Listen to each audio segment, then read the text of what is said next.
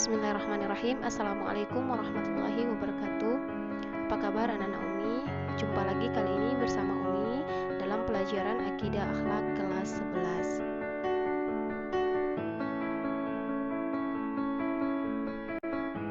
11. Hari ini tentang kisah teladan Fatimah Az-Zahra dan Uwais Al-Qarni. Adapun tujuan pembelajaran kita dari aspek pengetahuan, yang pertama, setelah menyaksikan video pembelajaran, siswa mampu menganalisis sifat-sifat utama Fatimah binti Rasulullah SAW dan Uwais Al-Qarni dengan baik. Yang kedua, setelah menyaksikan video pembelajaran, siswa mampu menampilkan riwayat hidup Fatimah Az-Zahra binti Rasulullah SAW dan Uwais Al-Qarni dengan benar.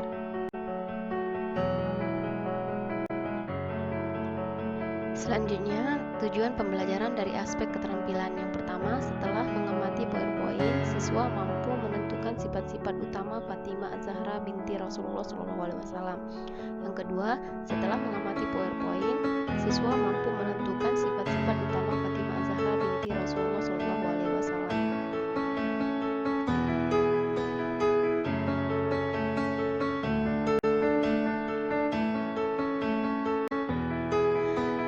Selanjutnya, Fatimah Az-Zahra. Fatimah Az-Zahra adalah putri Nabi Muhammad SAW dan Khadijah.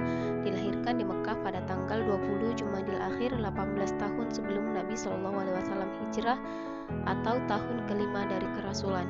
Dia adalah putri bungsu Rasulullah SAW, saudara Zainab, Ruqayyah, dan Ummu Kalsum.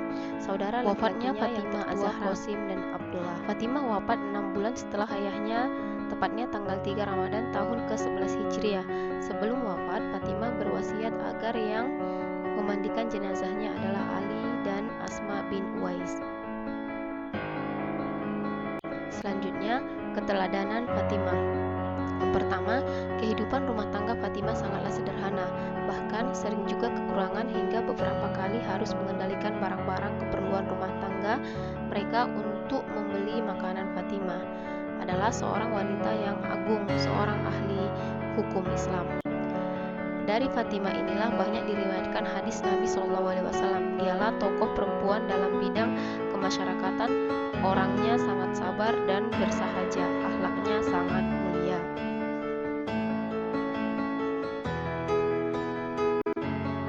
Selanjutnya, cara meneladani karakter Fatimah Az-Zahra. Yang pertama, sabar, tekun, dan jujur dalam berbagai situasi dan kondisi serta senantiasa bersemangat untuk menjalani kehidupan di jalan yang lurus. Yang kedua, setiap diri harus terus belajar dan melatih diri untuk memiliki kemandirian dalam menjalani kehidupan, karena kemandirian itu sangat diperlukan dalam berbagai situasi hidup, sehingga tidak mudah tergantung kepada orang lain. Yang terakhir, kehidupan itu sulit, naik turun, bahkan mendaki dan berliku.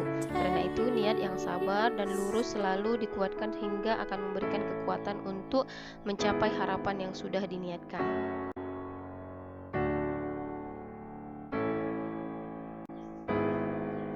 Selanjutnya yaitu kisah Uwais Al-Qarni. Uwais Al-Qarni adalah salah seorang penduduk Yaman, daerah Qarn dari kabilah Murad. Ayahnya sudah tiada dan tidak hidup bersama ibunya dan sangat berbakti kepadanya. Kemudian Uwais Al-Qarni pernah mengidap penyakit kista, lalu berdoa kepada Allah SWT lalu diberikan kesembuhan, tetapi masih ada bekas sebesar dirham di kedua lengannya. Selanjutnya, menurut keterangan Nabi Muhammad SAW mengatakan bahwa Uwais Al-Qarni adalah teladan Uwais Al-Qarni. Uwais Al-Qarni sosok pribadi yang sangat sederhana, hidupnya tidak bergelimang dengan harta.